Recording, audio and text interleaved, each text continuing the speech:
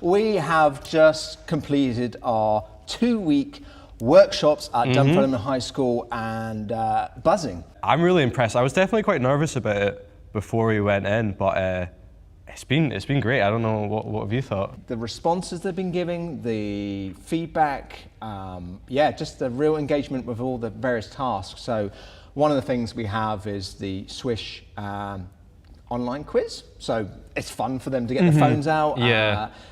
So many of them, most of the time, were saying, I don't know to these questions, which in a lot of ways is kind of a relief. However, there is a good many of them. It's all anonymous. We don't actually know which individual was putting this, but there was a good few that actually knew a lot of the terms that we asked them about. Yeah, and especially, you know, when we see them recognising a bit more the niche terms, you can kind of point them out and say, well, you know, if you're recognising what this means, they've definitely consumed manosphere content online.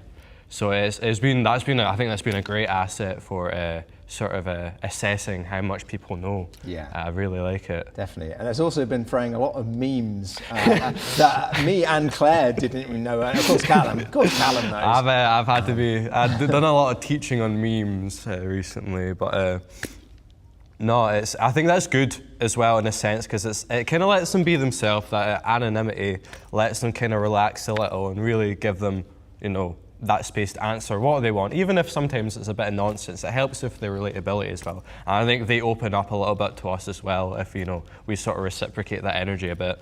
One of the other parts of the workshop was getting them to write down what it means to be a man. So it wasn't always a reflection of what they personally thought, but more the societal pressures. So it was really interesting to capture that. One of the main things that often came up was about being strong. Men need to be strong as men. Quite a lot of people saying like, they don't need to be strong, but then strongness also led into being emotionally strong, being like, hey, like, should I be able to cry? Am I suppressing emotions? Really refreshing amount of people sort of like, you know, going against stereotypes and sort of subverting that sort of, men need to be, you know, quiet and, you know, need to suppress their emotions. There's been quite a lot of people actually saying, you know, it is strong and brave to show your emotions. The man of the house should be protecting the family. So in a situation whereby a burglar was in the house, the man was expected to go down. This is something obviously young people sort of thought like, yeah, the man should go down and confront that burglar. And I said, what happens if you pull that balaclava off and it's a woman?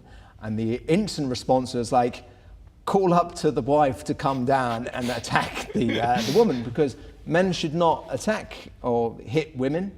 And then I put the flip on that being, hey, what happens if they pull a weapon out on you? And then it was okay, because it's self-defense. Men should be providing, should be the financial one. But then a lot of the room also would say, hey, you know, women can earn as much as men, and that's fine, or more.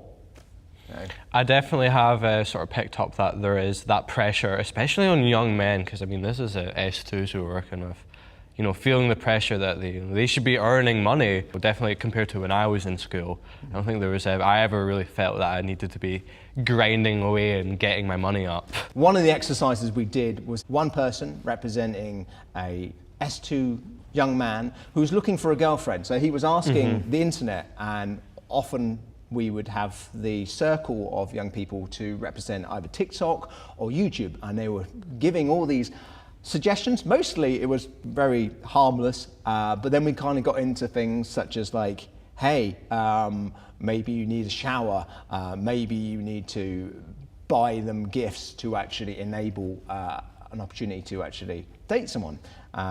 One thing did come up that was really interesting. A young person come out and said, the towel method. That's how you can get a girlfriend.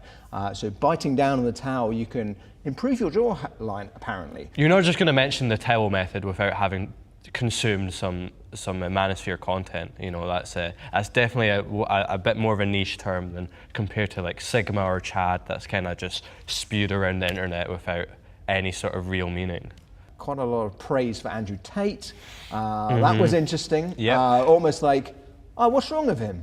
You know, in the kind of, because the main bubble of the group saying like, oh, he's a bad person, and we're reading this off Swish saying he's a bad person, and having these small murmurs of, he's all right, what, he's get a bad rap, you know. How many baguettes? And I wonder if that was maybe that young person's, you know, first ever time, you know, having their sort of opinions on Andrew challenge, you know, right in front of him.